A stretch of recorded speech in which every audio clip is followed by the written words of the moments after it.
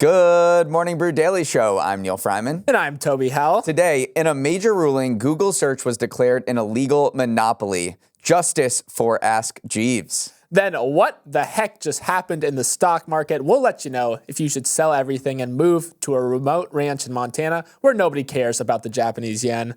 It's Tuesday, August 6th. Let's ride.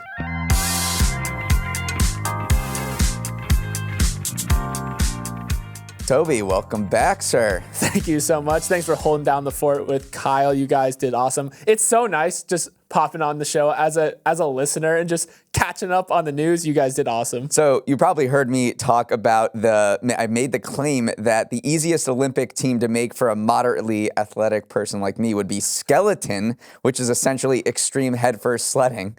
And I have been vindicated by someone who was actually on the U.S. national skeleton team. An MBD listener wrote in to say that while watching the 2006 Olympics, he made a drunken bar bet with his friends that he could compete in skeleton, and then he went on to race internationally for 6 years, but injuries sidelined him from the Olympics, so I gotta get training. Neal, you don't know how much of an eye roll I pulled when you were saying, like, I could totally do this, and then to see that message come in made it very, very tough to swallow. I think you could do it, so training starts tomorrow? Training starts tomorrow. This morning. Now, a word from our sponsor, Beehive. All right, Neal, I want you to put yourself in the shoes of someone who wants to be a creator. I'm already there. I'm rehearsing TikTok dances as we speak. Sorry, should have been more specific. A newsletter creator, no one wants to see you dance, but as any creator knows, in order to make a living off a newsletter, you need growth. But putting together the right newsletter stack that scales can get really expensive. Oh, don't I know it. In the early days of the Brew, we had one platform for our newsletter, a sales org to monetize it, another platform to set up referrals. I can't imagine how pricey it would be for the solo creator to manage. Very pricey, which is why Beehive is making creators cry tears of joy. It gives you the tools to build and grow your newsletter, website hosting, subscribe forms, referral programs, analytics, whatever your creator heart desires. And maybe you don't see yourself as a creator. Maybe you're part of a media company or a startup that's looking to dip into some content. The Hive is waiting for you with open arms. Oh, I like that. The Hive. If you want to check out what the Hive has to offer, head to beehive.com/brew. That's BEEHIIV.com/brew and get a 30-day free trial plus 20% off 3 months with code BREW. Well, yesterday was a day to get out and touch grass because if you were in front of a screen looking at your portfolio, it was a bad day for you. It was a bloodbath out there. It started in Japan overnight where the Nikkei index plunged the most since 1987 in the wake of its central bank raising rates for the first time in over 15 years. Then, as the U.S. woke up, things went from bad to worse. The VIX, an index that measures volatility, finished at its highest level since the early days of the pandemic. Big tech started to look more like little tech as Nvidia, Apple, and Microsoft led the Magnificent 7 index to a 4.3% drop. And brokerages from Fidelity to Schwab experienced interruptions as historically high numbers of shares traded hands.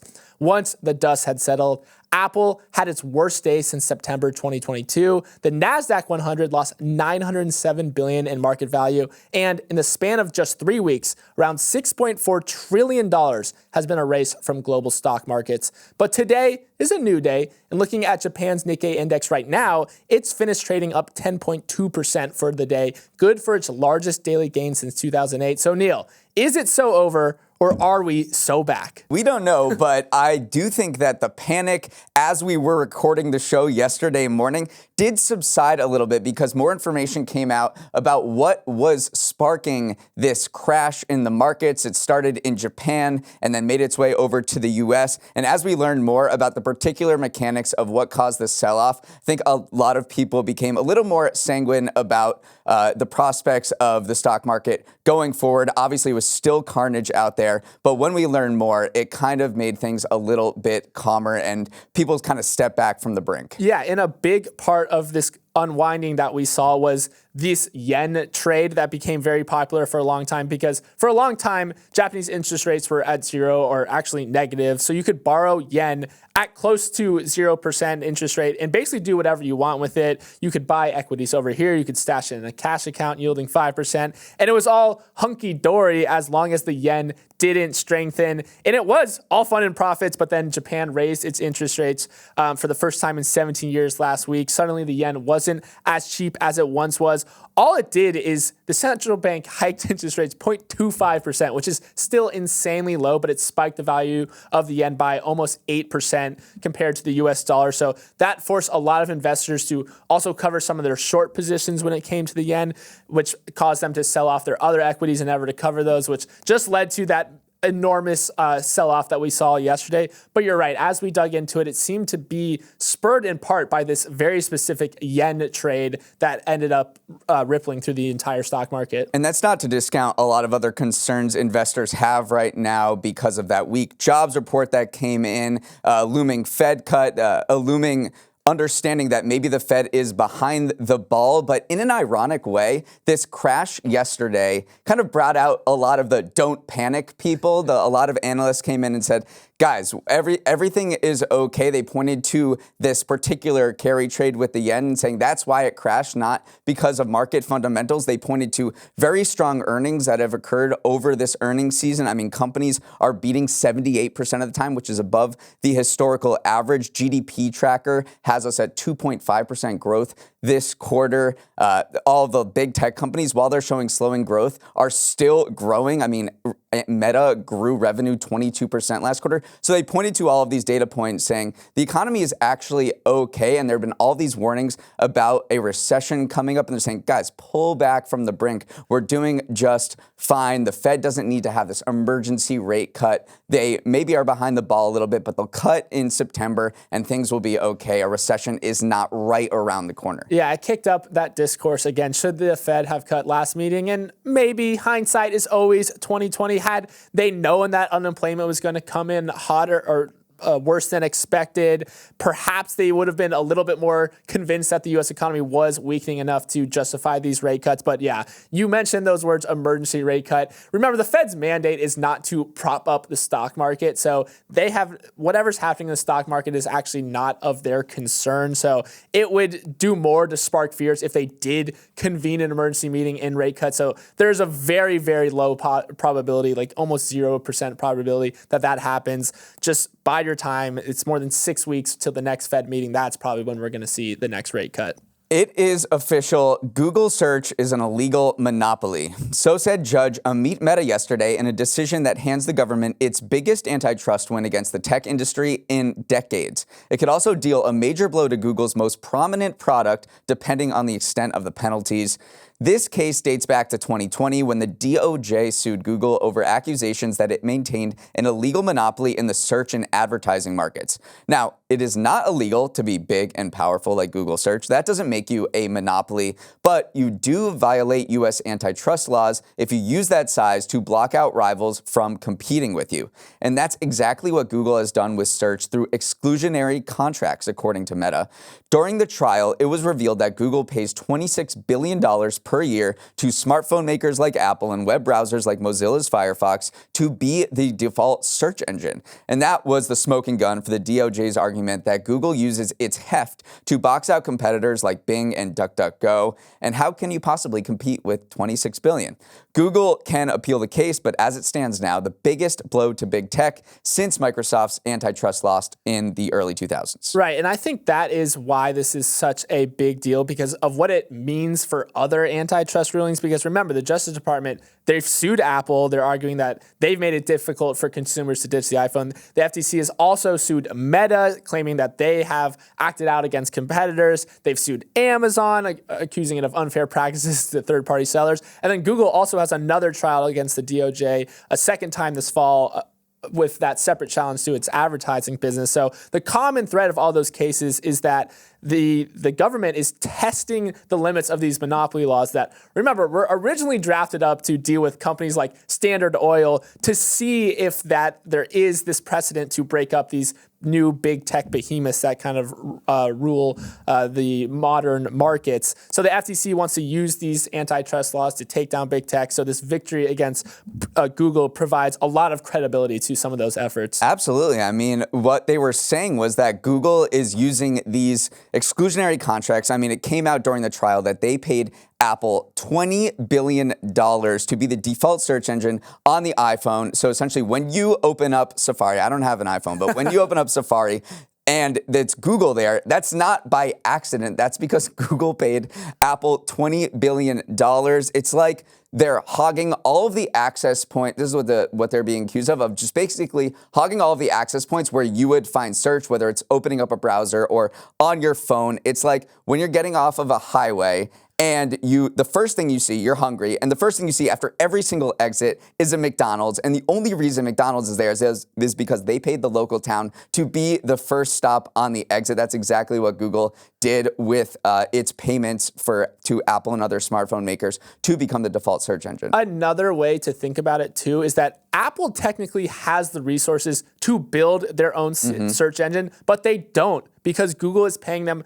$20 billion a year to use theirs instead. So when you start digging into some of those practices and you think about the downstream effects of those payments, it's not just that consumers encounter Google everywhere, every access point that they try to access a search engine, but it's also that they're disincentivizing other players from making moves like the Apples of the world that could technically feasibly build a search engine, but don't, because they're getting this nice little payday. So we don't know what's going to happen next, because the judge also has to do this separate proceeding where he finds out, where he'll determine what penalties to levy on Google. It could be a break off of search from the rest of Google's business. It could be monetary policies. It could be just a ban on these payments. So we'll see what has to happen, what will happen going forward with what penalty Google will have to pay. And there will be huge implications for all of those other antitrust trials you talked about.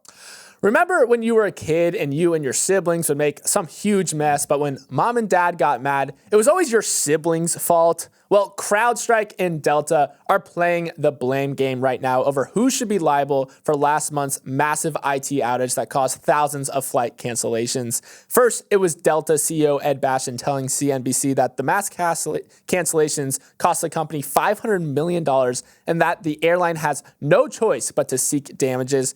Then it was CrowdStrike's lawyers who wrote to Delta on Sunday that its litigation threats, quote, contributed to a misleading narrative that CrowdStrike is responsible for Delta's IT decision, and that CrowdStrike CEO actually reached out to Bastian to offer on-site assistance but received no response. So we have a little business beef on our hands here that seems to be careening towards the courts. Neal, who do you think is painting a more compelling picture? Well, Delta is kind of in a tough spot here, because every single other airline that was hit with this CrowdStrike debacle, which was basically every single one except Southwest, because it was running on way old Microsoft software, got its operations up pretty quickly within a day or two after this happened. But for Delta, this extended multiple days. They had to cancel 5,000 flights. They suffered the worst out of any. So CrowdStrike is saying, Delta, if it was our fault, why is American and United and everyone else doing okay and you are not? Delta is responding, well, that's because you are deeply embedded in our software more than anybody else, and it hit our crew scheduling thing, which made everything blow up in our face.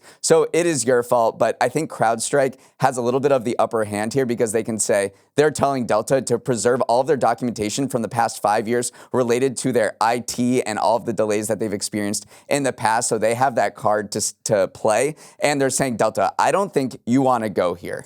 The other reason why I think CrowdStrike might have a leg up as well is that its contractual liability is capped at single-digit millions, so it's not this massive multi-million-dollar package that Delta would want in response to what happened to their IT system. So maybe CrowdStrike's shaking in their boots a little bit, because they have been kind of preaching this Delta should work cooperatively with us to find a resolution. They are big partners with each other too, so they're trying to say, like, listen, it's in both of our best interests to kind of resolve this. But CrowdStrike's also feeling pressure from all sides, not just from Delta, because remember, shareholders filed a suit against the company back at the end of July, and then there's also a new class action lawsuit from 3 travelers saying that CrowdStrike's negligence with the outage resulted in major disruptions to their air travel. So of course, there was going to be legal fallout from this, but it looks like in this particular instance with Delta, it might be at an advantage. All I know is that we got to hire the lawyer that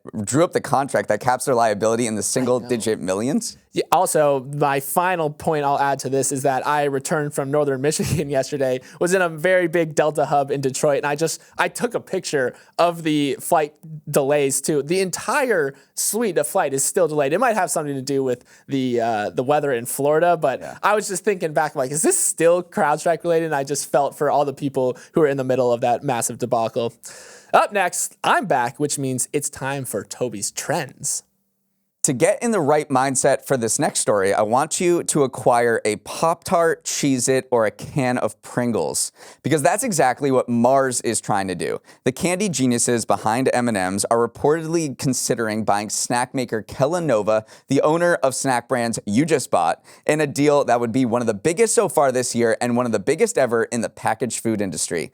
Kellanova is valued at about $25 billion, so a deal with the premium attached could top $30 billion.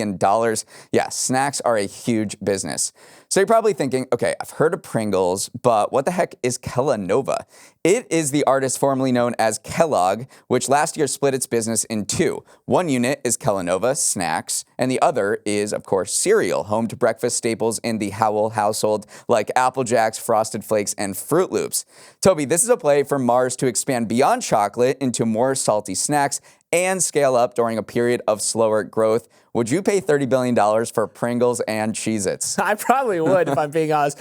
Apple Jacks has never set foot in the Howell household, though. The other two certainly have. But it is interesting timing, though, because everything at Kellanova seems to be actually firing on all cylinders, or at least firing better than the broader snack market. Last week, they actually raised their sales forecast, and its latest earnings beat expectations. So it's a bit of an odd time for these rumors to spill out, but also Mars can afford it. Like, Mars is a gigantic. I had no idea Mars was so big. I mean, people love Snickers. People love Snickers. They also are very big in the pet care business as well. Their last major splash was they spent almost over $9 billion to acquire 800 pet care hospitals. So they do like to grow and expand through acquisitions. One that people probably remember too is that they bought the chewing gum snack maker Wrigley in 2008 for $23 billion. So it's not afraid of making these big splashy deals. And maybe as we're entering this timing of a lot of maybe growth is slowing, valuations is dipping a little bit. Market leaders tend to look around at big competitors and see if some consolidation is on the table. But I do think Kellanova is in a strong spot, and like they will be valued at a premium if this deal happens. Yeah, they're saying we might see consolidation in the snack food industry or in the packaged food industry, like the boom times of 1999 and 2001, which I really wish we were podcasting during, because General Mills bought Pillsbury and Kraft bought Nabisco. So that would have been very fun to talk about. The biggest revelation I got from this story is that there's no Cheez-Its in Europe yet. Why? It's just an American snack. But Kellanova said that they are very excited to do a big splashy entrance of Cheez-Its to European consumers with a big launch supported by social media and advertising. So to anyone listening in Europe, first of all, I'm curious whether you've had a Cheez-It or if you can have access to Cheez-Its, but get ready because your life will be changed. That would blow my mind if I was just a Belgian who never encountered it before. All right, apologies to my grandma listening to this right now. You might want to cover your ears because today's Toby's Trends dives into the rise of the F word in movies. Deadpool and Wolverine is not only the most lucrative R-rated movie ever, it also makes very good use of that rating, uttering the F-bomb more than 100 times at 128 minutes of runtime. That's an expletive once every 86 seconds. But it's not just the merc with the mouth that needs to wash his mouth out with soap. You are probably noticing the rise of the word everywhere. Taylor Swift sings it 18 times in just one song on her Tortured Poets Department album. Going back a little further, Uncut Gems features 560 instances of the F word, while Wolf of Wall Street uses it 569 times. Neal, the F word used to be so taboo that politicians would justify banning books that used it, like Catcher in the Rye, from schools. Now it's being used 100 times in Disney movies that gross over $800 million. What the is going on? Toby, Jesus, my ears, they're bleeding. No, but I think you are right in that words change and language change over time, and we have different cultural taboos on things, and there may be words that they would never say 200 years ago that we say perfectly fine now, and it's not offensive to anyone. So I just think it shows how culture and norm changes over time. I'm not saying that people are just going to start spouting out F-bombs in meetings or in class anytime soon, but the fact that that Disney, after acquiring Deadpool and Wolverine, said, yes, we are not only going to keep your raunchy bits, we're going to ramp it up to have more curse words than any other movie in this entire franchise, I think speaks to somewhat where we are as a society. And I don't know exactly what that signifies about where we are, but it is where we are. I do just want to shout out Disney and Marvel Studios for understanding that and not shying away from it, because you could easily tone it down, water Deadpool down a little bit, but clearly it's resonating with audience. I've heard a little bit mixed reviews from my friends about it, but I do think that it's a core part of Deadpool as a character, which is why we see it so much. But you're right. I mean, if you just look at some of these studies of language that have happened recently, I mean, a British study in 2021 found that the F word was the most used swear word in the entire country. And the usage itself has evolved too. It's not an insult. It's not just a term for coitus anymore. It's used in so many different ways, some negative, but some humorous, some empathetic, some mischievous. It is just a very versatile world these days, and anytime you see a word being used more and more, it desensitizes you to it, which is just showing how it's infiltrated popular culture as well. Finally, what if I told you that OpenAI has developed a tool that could solve ChatGPT-related plagiarism in an instant, but it's not releasing it because it would mean a lot of people would stop using ChatGPT? Well, I'm telling you now, it's real. According to the Wall Street Journal, OpenAI has a feature that's been ready to go for a year that would essentially slap a watermark on ChatGPT-created text so you know it was generated by the chatbot. This would be a godsend for teachers who've had to deal with a surge in students using ChatGPT on homework and tests with a limited set of tools for detecting what's AI and what's human. However, it has kept this watermarking tool from the public as employees debate whether transparency is more important than keeping users from leaving for other chatbots. In a survey of ChatGPT users conducted by OpenAI, nearly 30% said they would use ChatGPT less if it deployed watermarks and rivals didn't. OpenAI responded to the journal's report in the form of a blog post, confirming that it's worked on this tool but defended its decision to keep it hidden, saying it could easily be manipulated by bad actors and that it could disproportionately impact non-native speakers. Quite the predicament. It is quite the predicament. So let's dig into how this specifically would work, though, because what is this magic tool that can identify plagiarism? Basically, that ChatGPT is, the way that it works is that it's a prediction algorithm where it just tries to figure out what word, or they call them tokens, would appear next in a sentence. And this anti-cheating tool would essentially just slightly change how those tokens are being selected. And it would leave this pattern that is not recognizable to the naked eye, but instead they're just calling it a watermark that this system would be able to identify. Already, though, the internal reports are saying that if students really wanted to, they could probably get around this too. One way of doing that is just feeding the output into Google Translate and then translating it and then bringing it back. Or another way is like you leave an emoji after every sentence, then delete those emojis. So there are ways around it, but for the most part, according to these internal reports, it is 99.9% effective. So they're truly just sitting on this with those fears that maybe people would stop using their product if they knew there was a way to detect it, and using that as justification for not releasing it. We can understand why there's so much backlash to this, is because this is a huge problem and the tools that are out there are just not effective. OpenAI did release a tool that didn't cover ChatGPT but covered a lot of AI chatbots last year. It was 26% effective, so they pulled it. A lot of other third-party tools just aren't working. This is a huge problem for teachers. So the fact that OpenAI is sitting there, we have something that is 99.9% effective at tracing cheating in ChatGPT, and we're just sitting on it because we care more about our bottom line than maybe helping out societal problems, is obviously quite frustrating for people. To be fair, though, OpenAI do have a tool that was released to determine whether images or videos created using its image generation software are AI or not. They have released that. They said that it's a more pressing concern, especially among an election year. They think that audio or visual watermarking is more important than text watermarking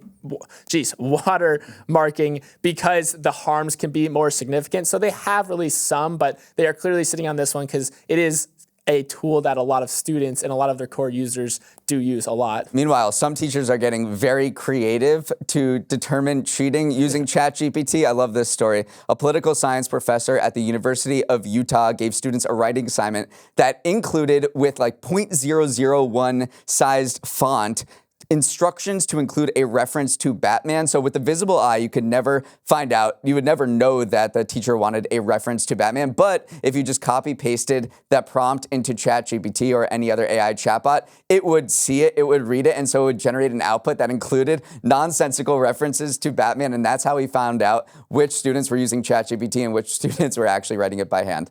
I love that. Even in schoolwork, you cannot escape Batman. Batman is always there. All right, let's wrap it up there. Thanks so much for starting your day with us, and have a wonderful Tuesday. For any questions, comments, or welcome back notes for Toby, send an email to morningbrewdaily@morningbrew.com. Let's roll the credits. Emily Milliron is our executive producer. Raymond Liu is our producer. Olivia Graham is our associate producer. Ed Lewis is our technical director. Billy Menino is on audio. Hair and makeup bought the dip. Devin Emery is our chief content officer, and our show is a production of Morning Brew. Great show today, Neal. Let's run it back tomorrow.